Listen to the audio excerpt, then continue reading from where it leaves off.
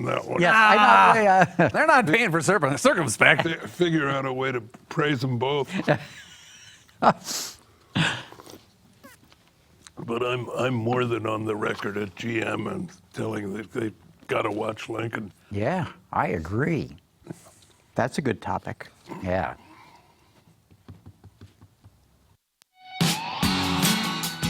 Watch Autoline After Hours live at Autoline.tv every Thursday at 3 p.m. Eastern Time. That's 12 p.m. Pacific. You can subscribe to this podcast for free by searching for Autoline in iTunes, Stitcher, or YouTube. Autoline After Hours is brought to you by Bridgestone Tires, your journey, our passion. Lear, a global leader in automotive seating and electrical systems. Borg Warner, propulsion solutions that support a clean, energy-efficient world. And by DIA MTS, for advanced manufacturing machinery and lightweight components. All right, everybody, welcome to Autoline After Hours. Gary, how you doing? Good, how are you? We missed last week. I know, we did, but we were busy. That's right, you were... I was out of town, and I was in Chattanooga with Volkswagen for the introduction of the Volkswagen Atlas Cross Sport Sport Ute. Nice car. Good. Well, maybe we'll get into that. But before we do, we got to let everybody know Frank Markus from MotorTrend is with us today. Always good to have you on the show, Frank. Always a pleasure. Yeah. And we got to let everyone know our special guest is Bob Lutz, industry icon extraordinaire. And there are probably a bunch of other things we could say about you, too. Thanks. Well, best left unsaid, probably. Yeah. So, Bob, we got a million questions from our viewers. We got a bunch of stuff that we want to ask you. Let's just get caught up on what you're still doing automotive-wise. Well, I'm consulting for an automobile company which needs to remain unnamed. I write for Road and Track, which is one of your competitors. I'm on a number of boards of startup companies that are all involved in some aspect of battery technology or electrodes, electrochemistry. And that's about it. That sounds busy enough. Oh, yeah. And then I give the odd lecture. I did one for the Chrysler Retirees Club yesterday at the San Marino Club, which is always fun. Yeah. It's always great to have an appreciative audience. Bob, one of your books was about the great managers that you've had in your time. Well-known managers that I've had. Okay. And, you know, it occurs... And some great. It was called Icons and Idiots.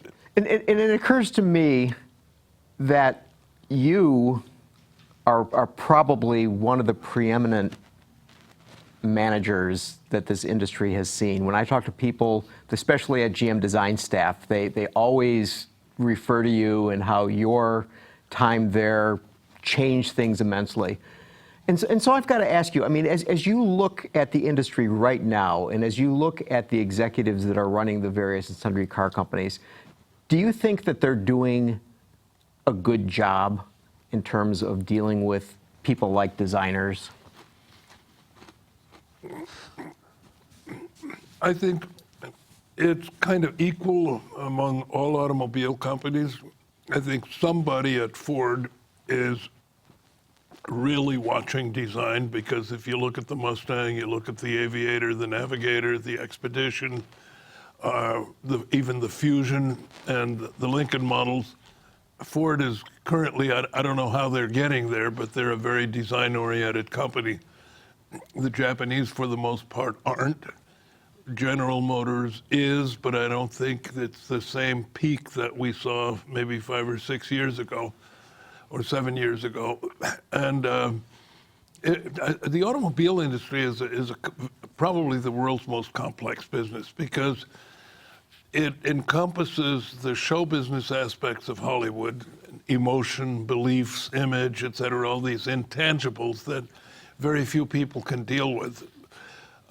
Then there is the high finance part of the business, because you're never just dealing with a couple of million, you're always dealing with $1.2 billion new truck programs and so on. there's all this financing to be done, refinancing, restructuring of debt, et cetera, et cetera. So you need financial experts, and then you need experts in absolute peak manufacturing technology and engineering. And think about it, it's the only business in the world that encompasses all three. I mean, the aviation business, okay, we make Boeing jetliners, but you're not selling to the public, so you can forget the whole show business aspect. The other two are there. Hollywood has the emotion, et cetera. They got the financing, but there's little or nothing in the way of technology. So the automobile business is really the one where senior management needs to be well balanced in all three of those areas. Now, what generally happens in most automobile companies is they'll hire brilliant engineers, they'll hire brilliant manufacturing people, and out of the Wharton School of Finance or Harvard B School, they hire MBAs with good GPAs. And nowhere is an effort made to find some right brain individuals who have an intuitive understanding of the business, can identify with the consumer, have a sound imagination and the creative spark that says, hey, why don't we try this? And hey, we can leapfrog those guys if we do such and such. And that was maybe my contribution, which is almost unique, because you'll find car guys in all of the automobile companies, but they usually didn't get an advanced degree with good grades. So they're stuck in middle management someplace where their influence is there, but they can't run the show. So I think I was one of the rare individuals that I could handle the financial part, not as an expert, but I could handle it. And I could handle the emotional and creative aspect. And I had a decent understanding of manufacturing and engineering technology. And, I knew what roller tappets were, which is probably one automotive executive out of 25 that knows that. So I was kind of that unique blend. But I think every automobile company makes the mistake of thinking that if they hire enough bright left-brain people, they can run the business. And since so much of the business is people's beliefs about brands, emotional appeal, et cetera, consistency of brand image, reinforcing the brand image, changing it if you have to, which is all these, it always involves intangibles. And, your average Wharton or Harvard or Berkeley or whatever MBA is not comfortable handling intangibles. And one of my big problems throughout my career is that, well, that's going to hurt our reputation. Oh, yeah? Well, can you put a dollar sign on that? I said, no, but I know that if we do this, it's going to hurt. Yeah, well, if you can't show it in figures, it doesn't exist. That was kind of the reaction. So I think you get what you pay for, and all automobile companies value orderliness, systematic approach, repeatability, processes, and all of these things that ensure the smooth running of the apparatus. And they forget, to me, the quintessentially important thing, which is the whole emotional side of the business. That was a speech segment. Okay, so And you delivered it very well. So you mentioned that you're working with startup companies. I mean, are you seeing different types of people there that are more lateral thinkers? Absolutely. When you get away from large corporations and you get into the more entrepreneurial segment of society, you see people that are much faster moving, much more willing to make decisions, much more willing to take risk, much more willing to try new stuff, and much more open to people's opinions, as opposed to saying, well, is this an I think you think, or do you have data? And that's always the favorite put down from the left-brainers is, well, show me your data. Well, I have no data, but it's what I know to be true. That never works. So let's talk some cars. Frank, Gary, and I have all driven the C8 Corvette right now. Yeah. I'm not going to speak for them. They can speak up. I am wowed by this car. Yeah. I'm wondering what your thoughts are on it. I haven't driven it, but I've obviously ordered one. And Just the one? yeah, well, we'll see. You know, when the advanced versions come out, I may not stop at the base version. Got it. But it is a truly excellent piece of engineering, and what I love about it is it doesn't even have quite 500 horsepower, and yet it beats the old Z06, which had 650, and is in every way a better car, more tossable, more agile, brakes better, accelerates better, in a 0 to 60 time of 2.8 seconds for a car that size and that weight. And the weight is good too. It's 3,600 pounds, which is pretty sensational. And it shows to me once again, the engine should not be seen as the be-all and end-all. The engine has to be harmoniously integrated into the vehicle as a whole. And it happens that the small block, with its compact dimensions and push rods, you know, it'll rev 7,000. I mean, how much do you need? But the push rod engine may be technologically outdated, although show me a four-cammer that runs on 4 cylinders most of the time, because you can't put the disablers on top of the camshaft. So it's like if you keep your old sports jacket long enough, it'll be back in fashion. And, but that engine is so nice and is so lightweight and packages so neatly that, okay, you've got an engine that eschews the most modern technology in terms of valve control, but in the total, integrated into the total unit of the car, it's exactly the right engine. So here you've got modest, and I don't like to use that word, but most people would define a small block V8 with push rods as having modest amounts of engine technology, but in the environment of that total vehicle build, it's exactly right.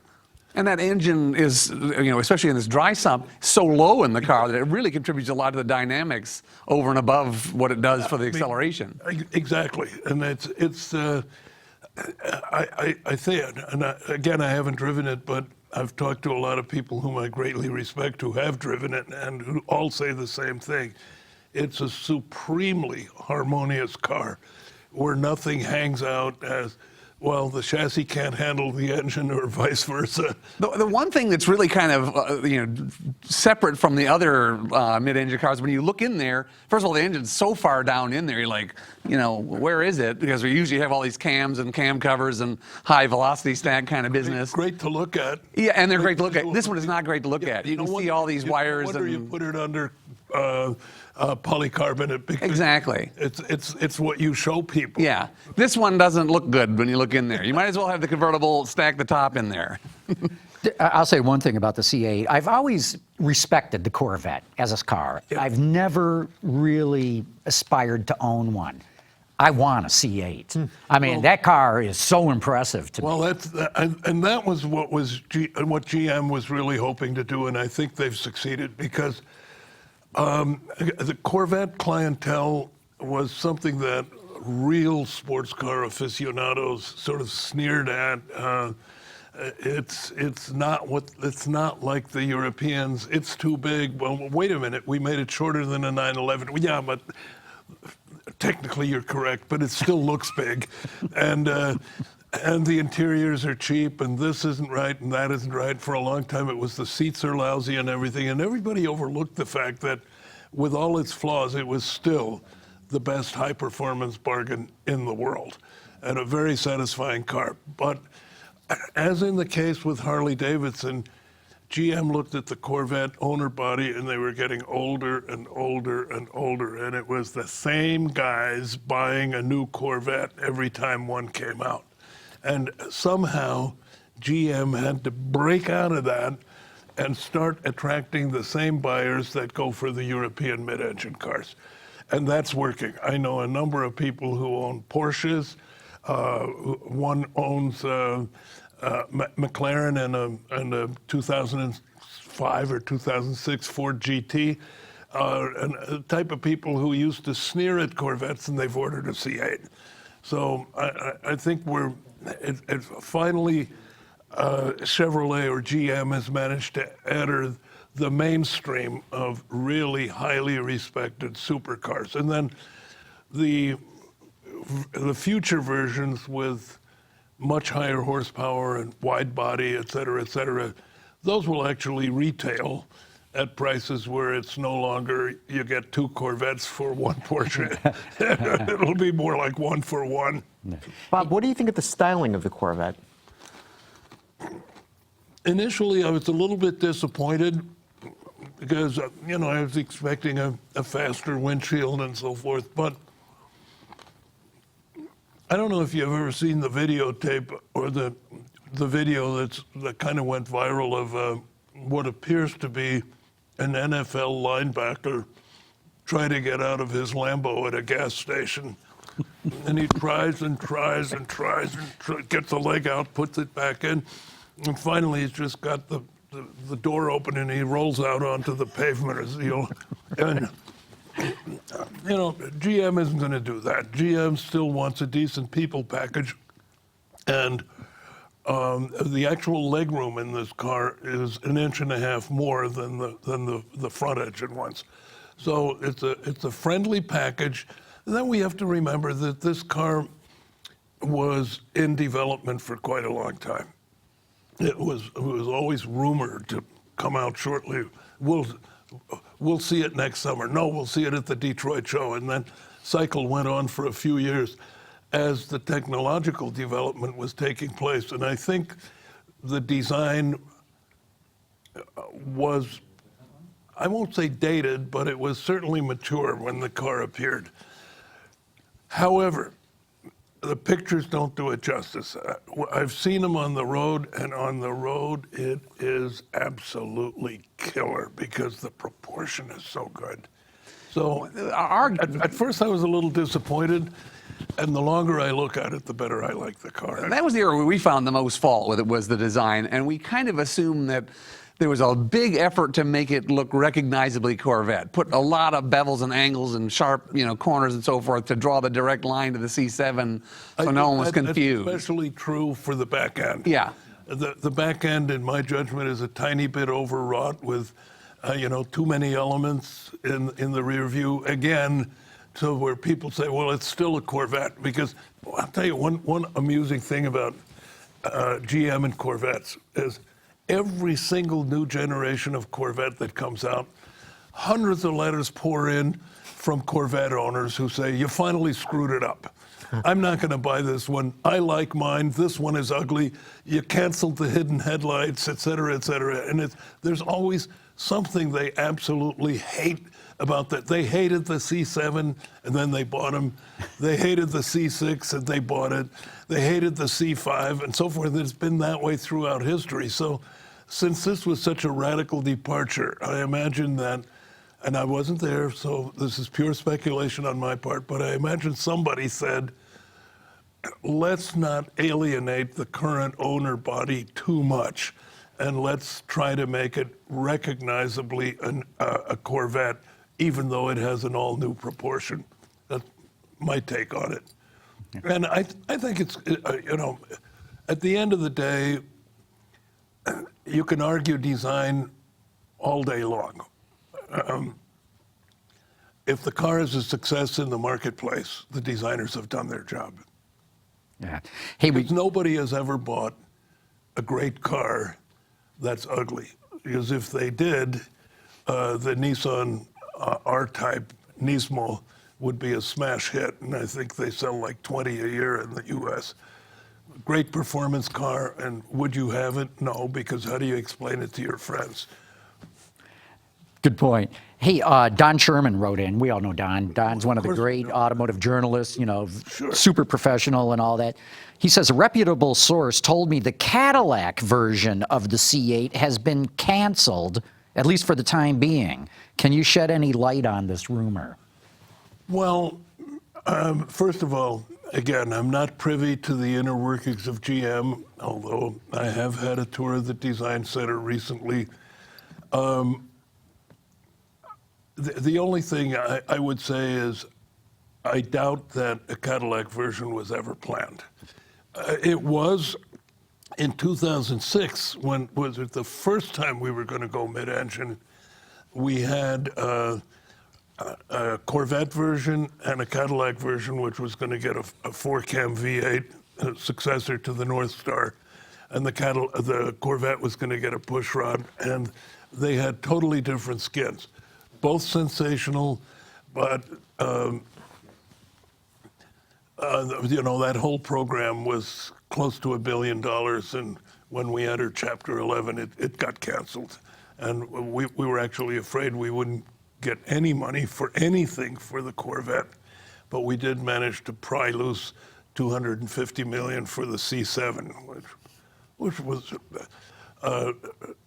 Surprisingly, even though the engineers had said we are absolutely at the end of what we can do with the front engine configuration, we've reached the physical limits of what we can do with our current chassis layout.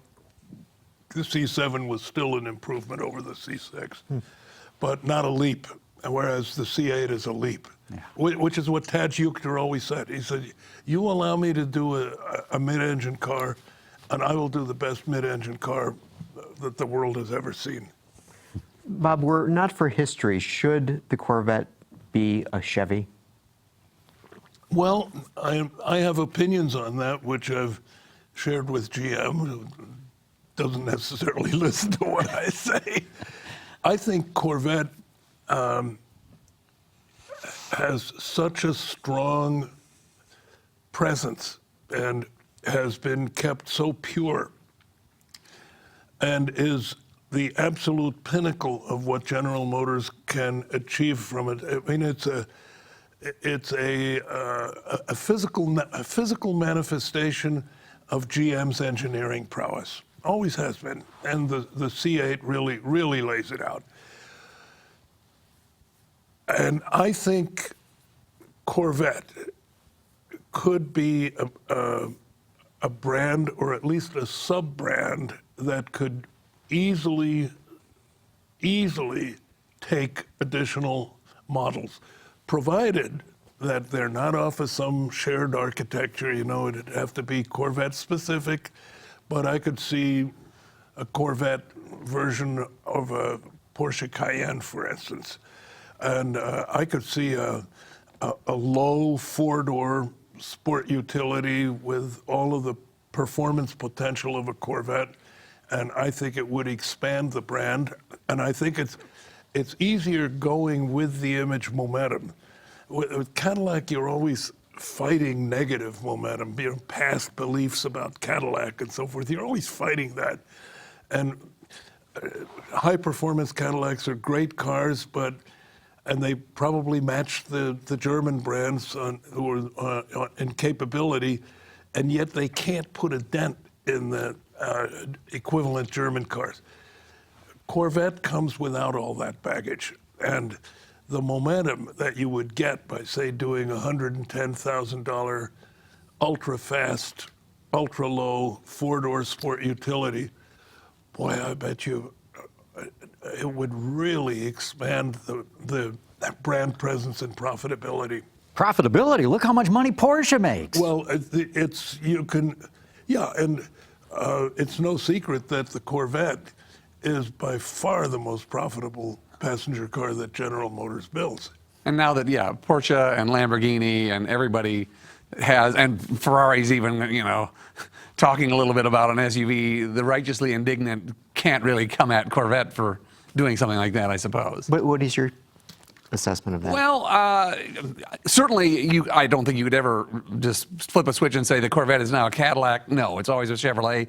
And that's a neat way to think about it. I hadn't really thought about that. Why not expand it and having no negative, negative baggage. To fight. Why not? All positive. If you've got, positive brand beliefs, then it's easy to capitalize on that. Whereas if you're fighting past baggage, it's just really tough. Moreover, this could lead the fight into a pure battery electric because you could price the things to make some money on them. Well, that's a whole nother subject. Well, we're going to have to get into that one too. But while we're on the GM leadership thing, Ray Mitrowitz, who's a good viewer of the show, just got out of college. He's trying to get a job at General Motors. His question is, do you think GM's product leadership is open to new ideas to take their products to the next level and be a front runner in the EV shift? Or could they face development issues that land them with lackluster product, as has happened in the past? I think in about, at the latest, 18 to 24 months' time, it will be evident to everyone that GM is in fact in a leadership position in EVs and already in a leadership position in autonomous vehicles. Yeah. So there's your answer, Ray. He believes that it is there. You know, we were talking about... This is all under the surface right now. And, for what GM's doing with EVs. Oh, absolutely. Absolutely. And it's, well, I mean, Mary Barra has said herself it's going to be 20 different models that are fully electric. And some of those may be China only, but a large number will be for the U.S. Mm-hmm. Well, you know, you were mentioning Cadillac, and one of the announcements that they've made is that Cadillac will become the leader brand in terms of electric vehicles. Is that the right move for them? Absolutely. And, you know, everybody's gotten it wrong with EVs, including Nissan and including General Motors. And then they thought, let's keep it cheap and small because these are people who are ecologically minded and they don't really care what the car looks like or whether it carries any prestige or not. Main thing is that they can plug it in. Totally wrong. And that was really Elon Musk's stroke of brilliance, was to say, no. Let's go in at the top end of the market and with the Model S. And that was a sensational success. I mean, it's a great car. If you get the big battery, it's got decent range. And one of the reasons that the European companies are also psyched up about going electric is because the Tesla Model S, one model, outsells the BMW 7, the Audi A8, and the Mercedes S-Class combined in the European market. So, I mean, the European brands are all, prestige brands are stunned and say, how can this happen to us? An American upstart taking all our premium business away. So yeah, the high end, hindsight is 2020. GM should have started with an electric Cadillac, 250-mile range, big battery, price it real high, and get the early adopters, the rich semi-environmentalists. I mean, the guys who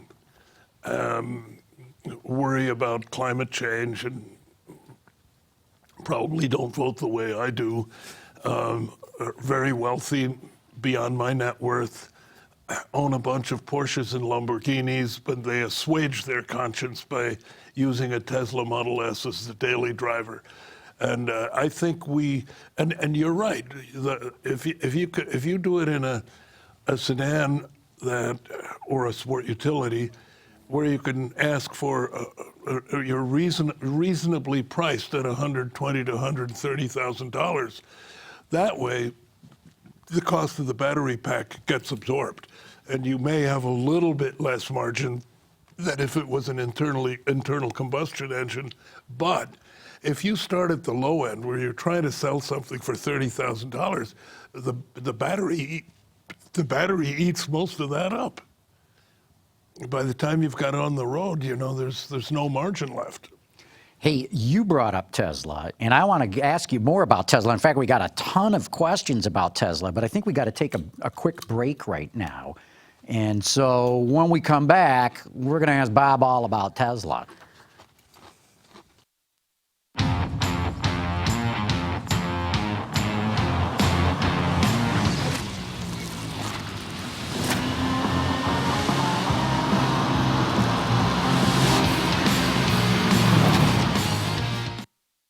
The world is changing at an ever-increasing pace.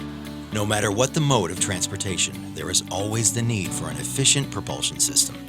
And that's exactly what BorgWarner has been doing since the earliest days of the automotive industry. We create innovative mobility technologies that reduce energy consumption and emissions while improving performance. Our proven track record has made us an industry leader in forward-looking propulsion solutions for combustion, hybrid, and electric vehicles.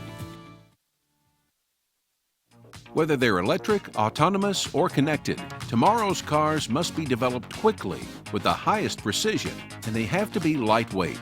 DIA MTS can provide what you need, from advanced manufacturing machinery to lightweight components. Learn more at our website at www.d-iamts.com or visit our showroom right next to Metro Airport in Detroit.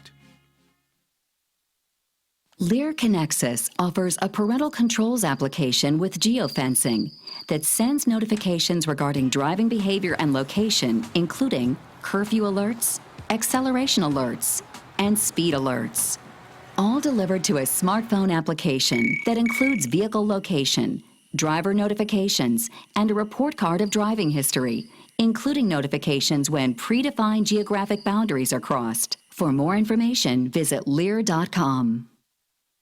Okay, we're back talking all things automotive with Bob Lutz. And as I promised before the break, we got a lot of questions here about Tesla. You'd been really down on the company. What do you think about it right now? I think we're in a period of relative stability. Model S or the Model 3 continue to sell well. The Model Y, I think is terminally ugly. I don't know who's going to buy that. It's another one of these humpback things like the Model X. It's neither a sport utility nor a sedan, and to the extent it sells, I don't think it's going to break into a new segment. I think the sales will be largely substitutional to the Model 3. However, they're building, they're delivering. Nobody quite knows what the profitability is right now, but the fact is there's still a lot of unsubstantiated hype. I don't think they're ever going to do that sports car anytime soon. They're certainly not going to do the semis, and if they did, they'd be extremely foolish because that whole market isn't enough to make a difference. They've certainly made prototypes. We've got pictures of them on the road. They're running around in those semis. Yeah, well, that's relatively easy to do, but the big truck makers all have electric semis running as well. So, and I continue to believe, and this is what I keep repeating ad nauseam, when it comes to electrification technology, batteries, et cetera, Tesla is in exactly the same place as everybody else. They use lithium ion, and lithium ion has a certain energy content per kilowatt hour, and everybody else has the same one. So there's the only reason why Tesla had more range was because they had a bigger battery. And I honestly believe that, while you could argue that a Tesla, again, thanks to very clever marketing and PR, a Tesla has more image value than an equivalent electric Chevrolet or an equivalent electric Buick. But when they're up against a 300-mile fully electric Porsche four-door, now it becomes a different story. And when Audi hits them, Cadillac hits them, and so forth, and these are all coming, then it's going to be a different ballgame. Do you think that Elon was successful because, as you were saying earlier, that they thought differently? Yeah, this is Elon's great capability, is his creative imagination, and then coupling decent electric vehicle technology with superb styling. Because Franz von Holzhausen is a brilliant designer. He's the guy that did the Pontiac Solstice when he was still at GM, and a very gifted individual, and does great work. So you had the combination of a car that was environmentally sound, blindingly fast, looked great and had a decent range. And you know, in the States, you can argue, well, 250 miles on a standard day, and on a very cold day, it's less, and so forth. But for Europe, with the shorter distances between cities, I mean, in Switzerland, you can go diagonally across the whole country on one charge and have some left over. So, yeah, I think this is what Elon does well, is making bold moves and designing bold concepts and surprising the public with ever new announcements like the Boring Company, which I haven't heard anything of lately, but doesn't mean that those tunnels aren't being dug as we Keeping speak. it underground. Well, let's switch gears a little bit then. You know, we touched on Cadillac and what it's doing. I'm curious what you think about what Lincoln's doing these days. Well, as I say probably more frequently than I should, I think Lincoln is doing a superb job. And the first signal to me was the Lincoln Continental concept that came out a few years ago, which, all right, so it looked too much like a Bentley, but forget that. Ford, unlike GM, the GM design ethic says, we will never imitate anyone. We will never do a car that recalls this or recalls that. Ford is different. Ford is pragmatic. And if somebody has a high-image car in the market that everybody thinks is beautiful, Ford does not hesitate to say, let's do one that looks almost like it, but at Ford cost. And then explains the Bentley-esque appearance of all Lincolns. And I think if you're going to, as Bill Mitchell used to say when he was accused of having a Chevy Monza looking like a Ferrari, he said, if you're going to steal, rob a bank and not a grocery store. So if you're going to emulate, or pay homage to some car with one of your own, I can't think of a better mark right now than Bentley, because Bentley is not out-and-out sports. It's even the high-powered coupes are more like grand touring rather than out-and-out sports cars. There's a certain stately elegance to them, which I think is eminently suitable for the Lincoln brand. And personally, I think the Lincoln brand, what was that past CEO of GM, I keep forgetting his name, who said, Oh yeah, Ackerson. Was it Ackerson or? Yes. It was Ackerson. Yeah. Sprinkle it with holy water, it's dead. Yeah. He said they may as well, hold the funeral, Lincoln is dead. And I think that if you're going to say something like that, I think it tends to energize the competition. And I think they got energized. I think they said, yeah, we'll show that guy. And their new products are absolutely superb. And I was stunned when I saw the Navigator and opened the door and looked inside. And it is better than any premium European SUV I can think of, perhaps short of the Bentley Bentayga, which is... Without trying to look like those at all. They are unabashed. Here's American style, a lot of chrome, a lot of piano black, a lot of whatever, but exactly. it's our own perfectly thing. done, and it's all authentic, and it all fits. And the minute you look into it, you say, wow, it looks expensive, it looks high value, and it's just remarkably well done.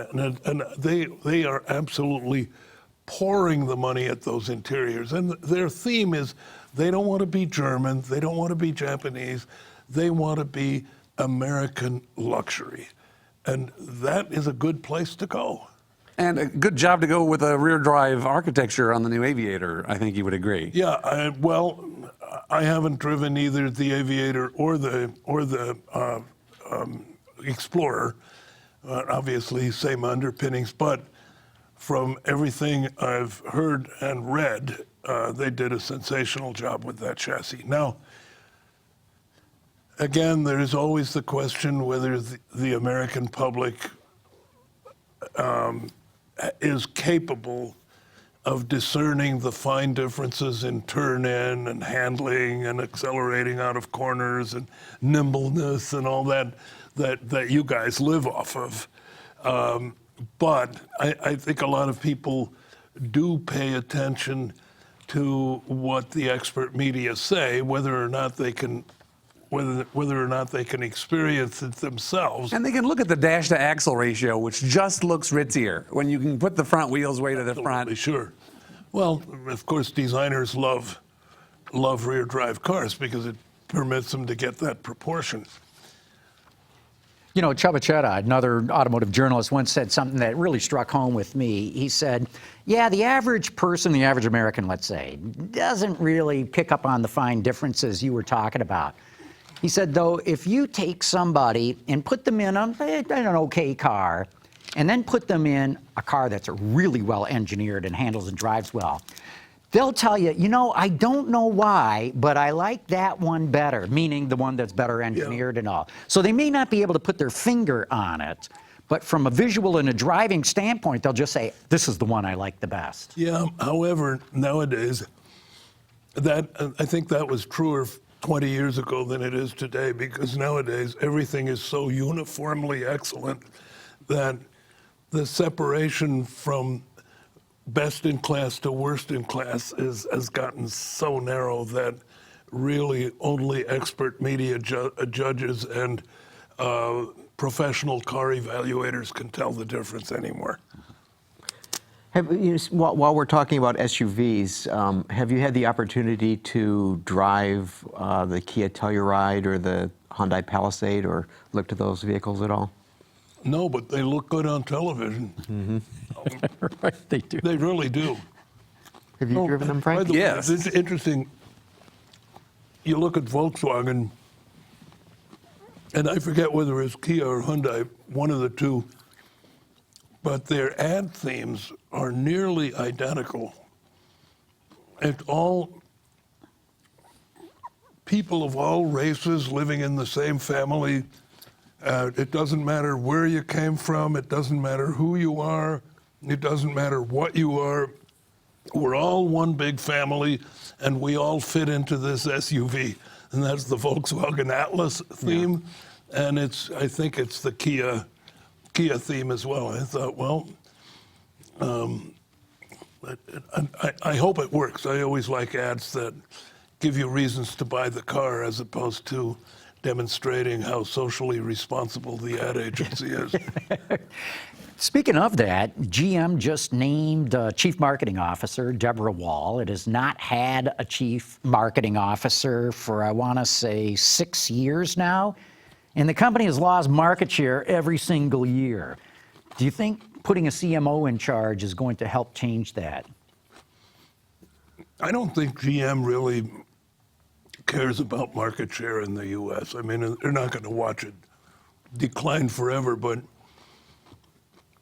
GM would much rather, and this is the right thing to do, they would much rather be known for consistent profitability, shareholder return, and excellence of vehicles I totally agree, but it helps when you move the metal. You know, they just canceled. But they've got no problem with that. Well, I know, but they're canceling the Volt, which I think is a terrific car. I've talked to 5 different owners. They tell me it's the best car they ever owned. They're canceling the Malibu Hybrid.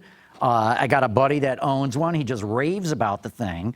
Meanwhile, Ford is doing a pretty damn good job of selling hybrids and plug-ins.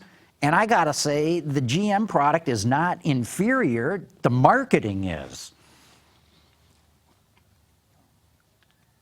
I'm not going to touch that one. Okay, good. Okay. All right, so speaking of GM, perhaps the strike is over. One of the things that I found to be curious about this, though, is this discussion of keeping GM Hamtramck plant open for making electric pickup trucks. Do electric pickup trucks have a volume future, Bob, or is this just going to be sort of a niche sort of thing? I always say there's 2 different markets. There's the market that's comprised of the American people or the European people or the Chinese people exercising their free choice. And then there's the market that's imposed by governments. And they overlap to some degree, but they're wildly different. And in the U.S., nobody is going to achieve the 54 mile per gallon average. And in Europe, they're not going to meet the CO2 targets without widespread electrification. So these things have to be designed, they have to be built, and they're going to have to be crammed into the market. And at some point, the public is going to have to be told, you will buy these because they're good for you. And you know, government incentives help to some extent, but they can't last forever. And I think we're on an interesting collision course, especially in Europe, with the CO2 mandates. I mean, Volkswagen has announced they're going to go almost full electric. Not initially, but the plan is to go fully electric. Well, that's with the cost of batteries and electrical components. That's going to be a tough one to pull off. And it is for everybody. And electric pickup trucks, everybody's going to have them, and they're going to have to be sold. And whether the public really would choose an electric pickup is irrelevant. What's going to happen is the electric pickups are going to, all electric vehicles are going to have to be priced at a point where the public sees the value. And then the lack of profitability is going to have to be recouped on internal combustion vehicles. And we're seeing that happening today with the prices of full-size pickup trucks and full-size sport utilities, which have basically more than doubled in the past 10 years. I mean, it used to be a Tahoe was $35,000 or $40,000 and an Escalade was $60,000. Now the Tahoe is $75,000 to $80,000 and the Escalade is beyond $100,000. Your take on GM presumably doing their own pickup truck, whereas Ford is investing in Rivian to sort of borrow into that technology? That one I don't understand. Maybe Rivian is a quick and convenient way to get into it. The truck is almost ready. They've got a good range. Ford can probably get them to cut down on the battery a little bit so that they can make it more affordable, because I don't see Ford selling a zillion $100,000 mid-size pickups. But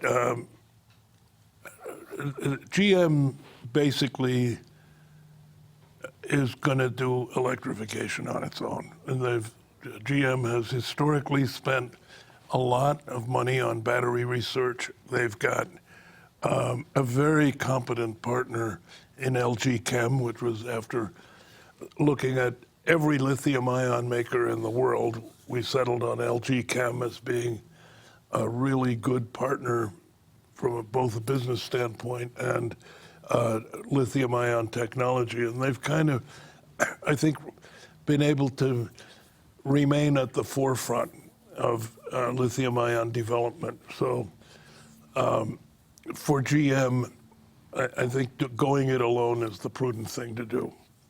What about the third company in town, FCA? What's your assessment of what they're up to? Well, they've got the deal with Google on autonomous vehicles, so they'll be delivering, an untold number of minivans reconfigured as autonomous vehicles, either electric or IC or a combination. And they're not talking much about electrification, but you know that they're going to be doing it because they have to. Otherwise, they won't meet the federal requirements. And it's, as always with federal fuel economy requirements, it's always been okay if you planned to meet them and then the market shifted on you and you didn't sell enough small cars and you sold too many big ones, et cetera, and you could say, here was our plan 5 years ago. As you can see, we definitely planned to meet it and we spent the money, but the world turned out differently. Then you only pay a fine. But if you don't plan to meet it, then it's criminal. And senior executives all go to jail, and nobody wants to do that. So everybody's going to plan to meet it, and everybody will. But put it this way: as with every passing month, electric vehicle technology becomes more and more state of the art, more and more trivial. I mean, if you look through Nippon Denso catalog of electric vehicle components, there's all these charts. Here's motors you can buy. Give us the weight of your vehicle, give us the frontal area, we'll tell you which motor to buy. If you buy this motor, turn to page 17 and select your control system, and we recommend such and such a battery pack and so forth. So it's kind of become a pick your component and assemble your vehicle. I don't want to make it sound too easy because there are a lot of issues on integrating it all, but the basic componentry is now known and readily available from Chinese suppliers, European suppliers, et cetera, et cetera.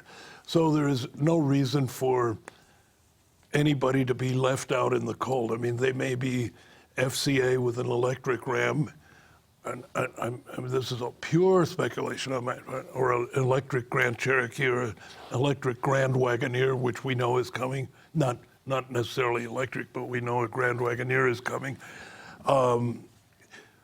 They may be a year behind everybody else, but you know they're going to be there because everybody has to. It's not a choice anymore. There's no choice. Speaking of FCA, what do you make about the Ram outselling Silverado? Well, first of all, let me just state, I think, given the means that they have, I think FCA is doing a brilliant job managing their portfolio. I mean, Chrysler is like steady as she goes, and we've got the minivan. We'll keep the 300 going as long as somebody wants it. And it is a timelessly elegant four-door sedan. It wasn't very modern the day it came out, and it'll be just as modern 5 years from now. And they'll just keep selling them, and that's fine. Don't invest in it, but we'll milk it. The Dodge brand, I think the job they're doing is incredible. When you think that the Charger is now, what, 12 years old or something? The latest Charger. The Challenger is even older than that because they didn't update it when the new Charger came out. And I'll add this, they are enjoying their best sales ever. Oh, absolutely. Right now. And you talk about this, the Ram outselling the Silverado. How about the Challenger outselling the Camaro? And they're not investing in sheet metal because they probably can't afford it. So they've decided, well, we'll just keep refining and improving and coming out with higher and higher power editions of the vehicles we've got. And even I thought their latest incentive scheme was priceless, where your incentive went up with the horsepower. And so if you bought the base engine, your rebate wasn't very high. But if you bought something over 700 horsepower, it was sky high. Makes sense. The margins are better on those anyway. So, yeah, I think it was $1,000 for every 100 horsepower. Yeah, something like that. Yeah. So I mean, they're doing a great marketing job and a great brand management job. And doing a wide body version off the Challenger and the Charger, that doesn't take very much investment. So they're just, and then okay, so that's. Let's say the business that they run until it runs out of steam are the passenger cars. Ram, they obviously put the resources into it because that's a huge moneymaker. And then we go to the ultimate moneymaker, which is Jeep. And that is not under-resourced. It's whatever they've got, they put into the Jeep brand. When Chrysler bought Jeep in 1987, it was barely 200,000 units. This year it's going to be over 2 million. That's globally, but still. So, and Jeep has an enviable brand reputation. It's one of the world's best known brands, right up there with Coca-Cola and stuff like that. And it's not, interestingly, this is really weird, it's not viewed as totally American. It's viewed as an international brand. And Europeans don't mind having an S-Class in the garage and sitting next to it a Grand Cherokee. That's okay. It's a socially acceptable brand for even high-income individuals. When you look at everybody overlooks this, but when I was still at Chrysler, we were selling maybe 40,000 Wranglers a year. Bottom end of the market to young people, two-door only. We had a hard top, but most of them went out as canvas. We were very worried about letting the price creep over $14,000 because it would take the buyers out of the market. And now you buy a four-door Wrangler, you're looking at 60,000 plus. I mean, they have become, and it's become America's Land Rover, is the four-door Wrangler. And it's the most accessorized brand in the United States. Yeah, and that's the Defender, and then you've got the Range Rover over there at Grand Cherokee and Wagoneer and so forth. Yeah. So I think the Ralph Scheele is a very, very good designer. He doesn't do extravagant stuff, but everything always looks absolutely perfect, like a beautifully made, tailor-made suit. You know, it's just whatever angle you look, they just look right. So they're doing a very, very good job for a company that doesn't have the tens of billions that GM and Ford are investing. Well, speaking of your time at Chrysler, I think that you could be credited in some ways with the success of Ram, going back to the '94 Ram, where you basically rolled the dice on that thing. Well, that was interesting because when the question was, do we do a new full-size pickup truck or not? You had the Boston Consulting Group that had a famous study that showed that if you were in a market with three players and you were number three with a tiny little market share, it's hopeless. Get the hell out. Don't waste your money. And that study was oft-cited by the bean counters at Chrysler, outnumbered and overpowered as they were, but they still raised their hands occasionally and said, this isn't going to work. This isn't, you'll never sell 175,000 and so forth. And we said, well, with the right truck, we will. And that's kind of the same philosophy as what Lincoln is doing right now. You know, if you do an overpowering product, the market can't afford to overlook it, and you will be rewarded. If you match competition, you won't. But if you go beyond competition, you will be rewarded because customers still recognize the value proposition. And that vehicle, I think after the second or third year, we had to open another plant in Mexico, and we had to expand the plants in the US, and it was running at 400,000 units. And we were even then heading for a market that was basically one-third, one-third, one-third. And that's what it'll stabilize out at. And I think GM would concede that the current Silverado, as great a truck as it is, physically kind of didn't check all the boxes from a customer appeal standpoint. That interior especially is hopeless compared to the Ram interiors. Even at the work truck level, Ram has got them covered. I wouldn't say that the Silverado is hopeless. I would just say the Ram just, to Bob's point, superseded completely. Yeah, completely. And that coil spring rear suspension or air, such a big ride improvement. And in an area where everyone is so incredibly brand loyal, if you really want to just attract the people new to trucks who may shop all three, the one with the good ride and the big screen and the nice interior wins every day, and that's why they're... What's not to like? Yeah, that's why their market share increases every year and everybody else sort of stays the same. Hey, we've got a million questions here from our viewers. I'd like to get into some of them, maybe kind of rapid fire. Sure. Brian says, what's your take on the whole Carlos Ghosn Nissan Renault debacle? Well, who knows? I mean, you've got Japanese prosecutors who obviously feel they have a case. Carlos Ghosn and his wife maintain that they don't. And who knows? I mean, the Japanese legal system is a little bit different from ours. I think if you remember when Julie, what's her name? The former... Julie Hamp. Julie Hamp. Yeah, Julie Hamp. When she was vice chairman or a member of the Toyota board and was a member of senior management of Toyota, got caught with the OxyContin tablets. I mean, they threw her in jail. No due process, no nothing, no released on bail, no ankle bracelets or anything. In Japan, they throw you in jail and let you rot there for a few minutes. I guess Carlos Ghosn is under house arrest now, so at least he's living comfortably, but he can't even see his own wife. So who knows? He could be an innocent victim. And what are we in the States? Innocent until proven guilty. Yeah. Hey, we've got a number of phone calls that have come in. Carmen, why don't we bring in the first one there?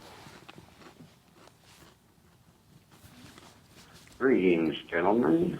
This is Dan Leonard out of Cleveland, Ohio. And John, you can see the voice is finally back.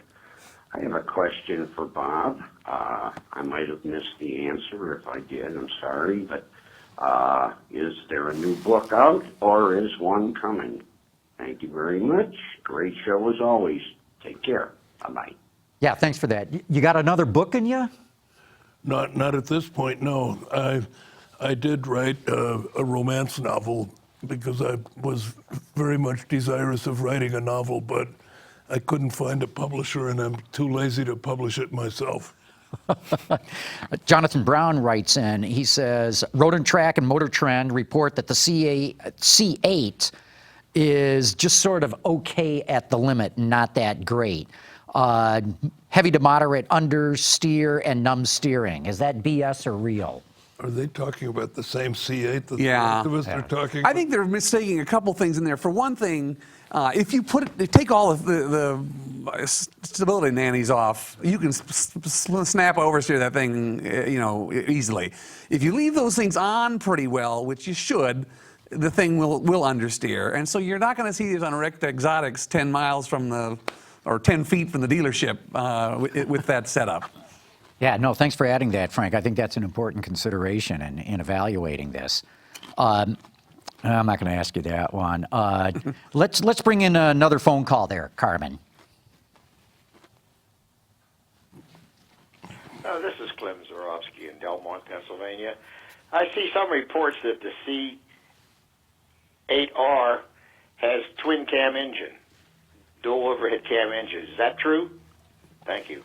Yeah, do you know that? Is the racing version twin cam? I personally haven't seen anything published to that. Yeah, I think it's flat plane and twin cam. Mm-hmm. Big departure from the old one. Do you know that for a fact? I think that's what they announced last Thursday. I don't know if you went to that yeah. on your way to the Chattanooga thing or not, but Yes, well, okay, now that it's official, I know for a fact that that's true. yes. Scott C. Writes in, loves everything that you're doing. I'm just sort of And it's truncating. flat crank. Yes, flat plane crank. Right. Which sound great. So Scott C. wants to know, what about station wagons? They ever going to make a comeback? I don't think so, and I think even in Europe they're going to start phasing out because the crossover is really a better station wagon. It's shorter and higher, and the packaging of modern station wagons is ridiculous. I mean, they've got this jarret form. They all taper down towards the back. The rear hatch gets narrower and narrower as they shoot for plan view. Not like station wagons in the 40s and 50s that actually got wider towards the back, wider and higher, and had tons of room. And you think about it, today's full-size sport utility is nothing but a 1947 Ford station wagon. Okay. Seriously. On steroids. Yeah. It's amazing how many of these questions we've actually answered in the course of the show. But one here, Barry Rector from Indianapolis. Did you ever have to contend with any UAW strikes? And how do you think Mary Barra did with this latest strike? Well, first of all, I was never in labor relations, but I would be in the senior level meetings where we would discuss our strategy and discuss how much we planned to give away and what effect that would have on future financials, and how we would plan to absorb it through other cost reductions or how much we could pass on to the consumers. But I was never engaged in negotiations in any way. I think it was, nobody wants a strike, and nobody ever wins a strike. But I do believe that it's a bad time to have entered into negotiations because the whole senior leadership, or major portions of the senior leadership of the UAW, are perhaps weeks away from federal indictments. So one always has the suspicion that maybe, just maybe, this strike was being unnecessarily prolonged because it's a distraction, and that the feds aren't going to come in and lead guys away in handcuffs during actual negotiations. So that's just a suspicion on my part. I think GM wanted to hang tough because one of the bad raps against GM prior to bankruptcy was they always gave in to the UAW. They didn't control their labor costs. They always averted a strike by saying, well, wait a minute, here's some more. Will you go away now? Well, yeah. And at the end, you're uncompetitive. GM still has a wage cost problem. At the time of the Obama team's bailout of General Motors and Chrysler, the UAW got a block of GM stock, which was to take care of the future health care obligations. But the UAW was told, we're not going to do this bailout unless you commit to getting your labor costs to where it's equivalent to the transplants down south. So that would be the average of BMW, Mercedes, and the others that are down there. Prior to the negotiations, GM's average labor cost, even with the temporary employees factored in, was $14 an hour over the transplants.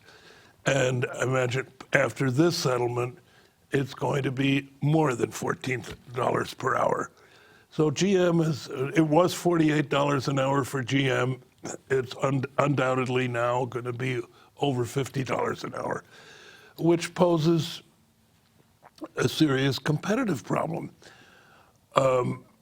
And in a way, with corporations, despite haranguing from the president and so forth, corporations are still basically free to put plants wherever they want. And all this does is when they do the analysis, future assembly plants and mechanical components plants are going to be not in the United States and not UAW.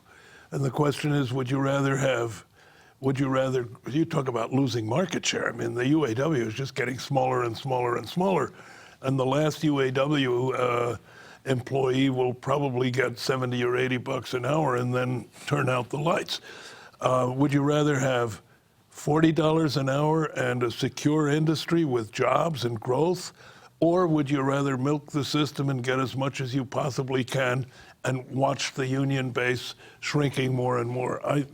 I think they're making a mistake. GM did the right thing by hanging tough, and I think Wall Street respects the fact that GM was willing, probably a heavy burden on profitability this year, and certainly this quarter, but long term, I think it sends the message that GM is not going to be pushed around by the UAW anymore.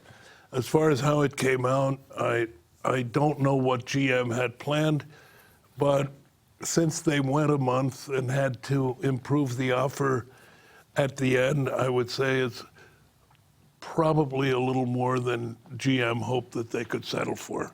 But not a disaster short term, but long term, we're just seeing a repeat of what happened in the 80s and 90s when more and more assembly plants went to other places.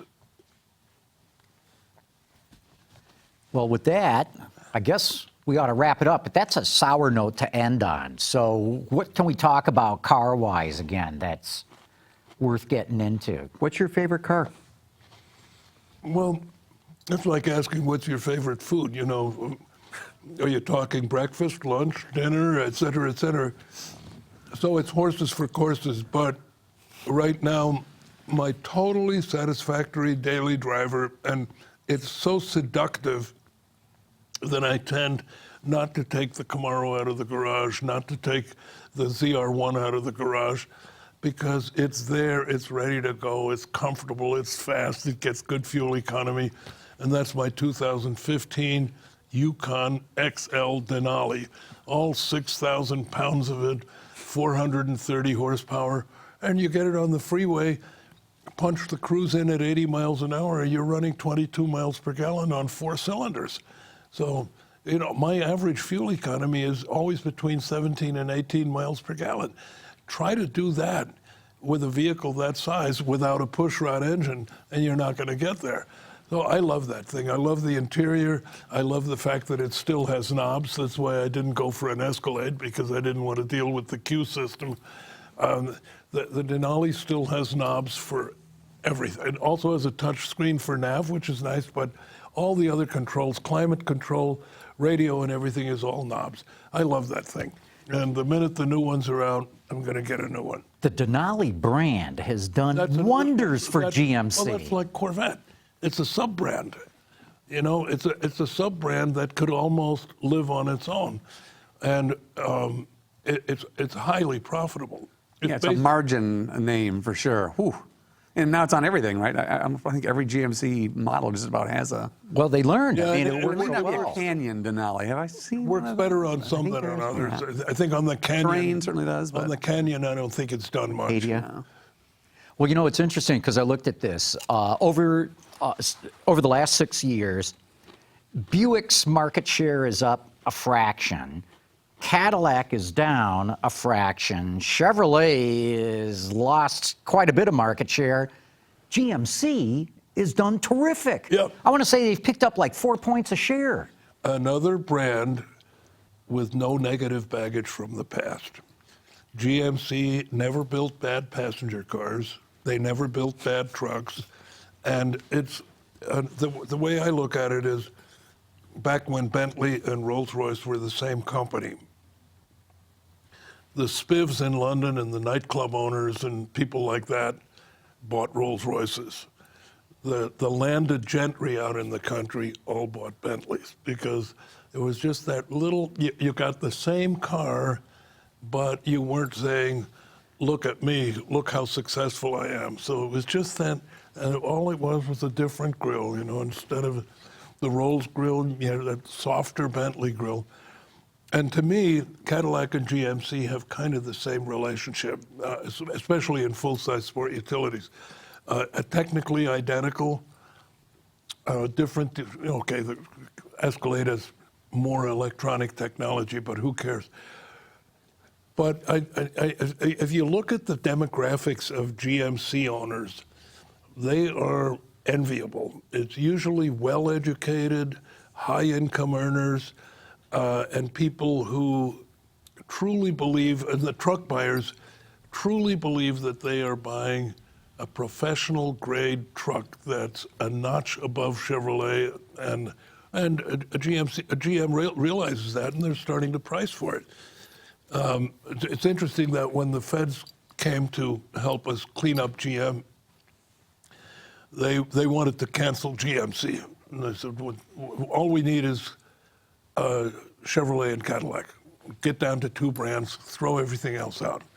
And I agreed that Saturn had to go, Saab had to go, Hummer had to go. Pontiac, I wept a little bit over that one because they were just turning the corner and coming back. But to get rid of Buick, we explained to them, look, Buick is big in China, highly profitable. If we cancel it in the U.S., the Chinese are going to know. They're not going to buy an Orphan because they want something authentically American. Oh, okay, well, Buick can stay, but GMC goes. And we said, why? And one of the government guys said, well, it's basically just a Chevrolet clone. You're just selling somewhat different styling and, you know, maybe a little bit improved, but, and one of the board members, who is a former chairman of Coca-Cola, said, you know, Coca-Cola is basically only water, but it's high margin water. And that's what GMC is for GM. And once they looked at the numbers, they said, oh, okay. GMC stays. Do you have any second thoughts about Hummer going away and nowadays with? It was too many mouths to feed. Yeah. It was just what should have been done with Hummer was a big mistake, and I was part of it. I mean, it was all put into position before I got there, but once I got there, I bought into the whole plan of a separate franchise with separate Hummer stores. It looked like Quonset huts, yeah. Yeah, well, the minute you do that, the minute you start a separate franchise, now you've got to feed it with products all the time. And you're going to have to use the H2 as the senior vehicle. Then you need an H3, then you need an H2, something much smaller, and it's all got to be highly terrain capable and so forth. We had it all, we had the product plan all worked out, including pickup trucks on all of them. But you just run out of money. What we should have done in hindsight, we should have just done the H2 and badged it Hummer by GMC and sold it through GMC stores. And it would have enhanced the GMC brand, the Hummer would have had a home, and then if sales proved disappointing or tapered off or we ran out of money to do the H3, it wouldn't have mattered. It would have just been a model that ran for a certain amount of time at GMC, and we would have avoided all that investment. Could you imagine bringing it back in that sense now? I mean, now that with Defender coming back to Land Rover with great Not only that, fanfare because there was a rumor out online a month or two ago of Hummer coming back as an all-electric brand. I don't think any, I mean, I'm certainly not aware of any of that happening, and GM is definitely not going to add brands again. No, but come back as a GMC sub thing. I mean, like you say, that GMC Hummer, yeah, that well, cuts a lot of the marketing out. Nothing to prevent that. Yeah. Because GM still owns the brand. Sure. And You know, one last thing on GMC. When they started that advertising tagline, "We are professional grade," I thought it was kind of dumb. It didn't resonate with me. But that's, I don't know, what are they, 20 years they've been going with that? And now that tagline resonates with me. Maybe I just had to be bludgeoned with it enough to where it finally got through my skull. as always with successful advertising themes or a set of beliefs that you want to convey, there has to be a core of truth or an initial belief in the public already, which you then go with and reinforce. And, you know, GMC 30 or 40 years ago was professional grade only. And they sold all the heavy trucks and medium trucks. And so that the dealers could stay in business, they also got a pickup truck. But they all went to professional fleets, and private owners almost never bought GMC. So anybody with a memory recall that GMC was never a brand for the broad public. It was always a brand for professional fleets and professional operators. So then there was more than a grain of truth in the slogan, "We are professional grade." And it's very compelling because it's a way to distance yourself from the competition, and it's also a way to get some price, and it permits you to do things like a Denali edition and have people see the value in it as opposed to saying, why should I pay more? That and the fact that they haven't given up on it. I mean, they've stuck with, it's not the exact Well, same that's another tagline, thing. but- You know, when you've got something, all of the successful slogans in the world, whether it's Maxwell House, good to the last drop, et cetera, consistency is the name of the game. And if you've got an advertising agency that comes to you every 3 years and says, that didn't work, but here's our new idea, you're wasting your money. And right now, it's Chevrolet, travel new roads, you know, I don't know. So with Cadillac, dare greatly, that was my favorite. So with the success that you mentioned earlier about Jeep and Wrangler, with Ford coming back with the Bronco, and my understanding is this is going to be very off-road capable, doesn't GM need something like a Hummer? I think need is the wrong term. Like to have might be more appropriate, but nowadays with vehicle electrification coming at you and profitable segments out there, doing something like a nostalgia Bronco, for which they will unquestionably charge a ton of money. It's interesting to do, but the market for nostalgia vehicles is relatively limited.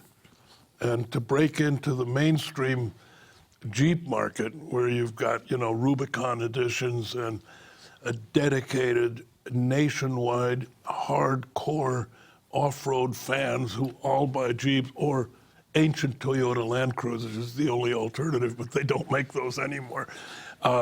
Whereas Jeep still listens to those guys, tailors the product for them, has a broad Mopar accessory program for off-roaders. I mean, lifter kits and a diamond plate body protector. I mean, Bring 6 concepts out to Moab every Easter. yeah, exactly. Every Easter. Exactly. So to go up against that with a single nostalgia vehicle, I frankly, I'd use the Dan Ackerson phrase, I'd say save your money. We've got other priorities. Real good. Look, we got to wrap this up at some time. We may as well wrap it up now. But Bob Lutz, thanks so much for coming back on the show. Always a pleasure to talk with you. Yeah, I may have gotten myself in trouble with several automobile companies this afternoon. Is that a surprise, though? We'll see if the hate texts and emails come in. Right. Well, we'll wait and see on that one. But thanks for being on the show again. It's always a pleasure. It's a pleasure. Thank you very much. And Frank Markus, thanks for coming on. It's a great way to spend a Thursday. Oh, and I said you had something that you might promo on the show? Talking about C8 Corvette, everyone can't get enough about that thing. We may have some information about what that engine really produces coming on Monday. Because maybe you measure... We might have done some, I don't know what. There's some machinery you can sometimes hook up and figure some stuff out. So this would be Monday on MotorTrend.com? At MotorTrend.com, yes. Okay. You mean the regular C8 with the small block? Yes. Really? Yeah. Yeah. I mean, if anything, it's going to be an upside surprise and not a downside one. You think? Yeah. I can neither confirm nor deny. Yeah. So tune in Monday for that one. And Gary, always great to see you, and we'll just keep on doing this show. And as I always say, I want to thank all of you for having tuned in. Autoline After Hours is brought to you by Bridgestone Tires, your journey, our passion. Lear, a global leader in automotive seating and electrical systems. Borg Warner, propulsion solutions that support a clean, energy-efficient world. And by DIA MTS, for advanced manufacturing machinery and lightweight components. Visit our website, Autoline.tv, where you can watch us live Thursday afternoons. Get your daily fix with Autoline Daily and in-depth analysis and interviews with Autoline This Week. There's all that and much more at Autoline.tv.